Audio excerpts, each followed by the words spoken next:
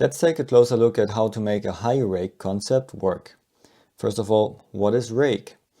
The technical regulations in F1 define a car based on a reference plane. So floor and wings are all referenced to this reference plane. And this plane is parallel to the ground.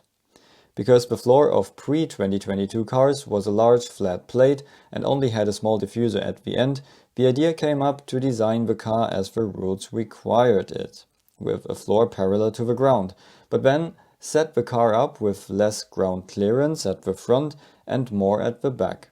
So this is called the rake angle. So the angle between the flat ground and the car's reference plane. The genius idea behind it was that now the flat floor was turned into one large angled plate, which produces downforce. Unsurprisingly, this idea came from the ground effect specialist Adrian Newey, technical director at Red Bull. Another advantage was now that the front wing could be closer to the ground, resulting in even more downforce. But a problem was now that the rearward part of the floor was so high that sealing became a problem, and turbulences of the rear wheels could spill underneath and into the crucial diffuser area. It was clear that a high rake angle brought a downforce advantage, but most teams couldn't make it work. If they increased ride height at the back too much, they lost downforce again because they couldn't reliably seal their floor. So sealing was a big topic.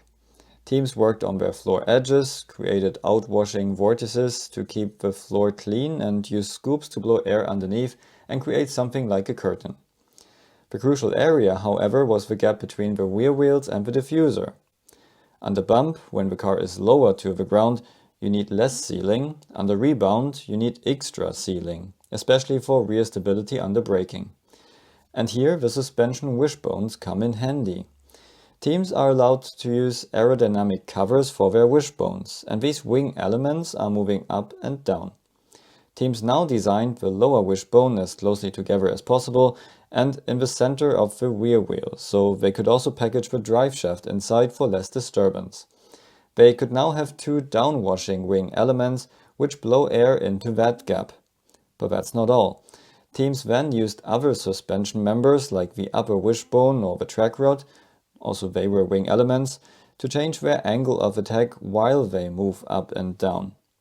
That way, they could guide more air into the gap at high ground clearance and less at low ground clearance. It's a complicated system and it needs a lot of fine-tuning. That's also the reason why lots of teams couldn't get it right. But if you got it right, this compromise of suspension geometry and complex kinematics could help you to make the high rake system work. And that in return gave you a lot of additional downforce and hence performance. So I hope you liked this little insight into F1 tech and see you at the next video.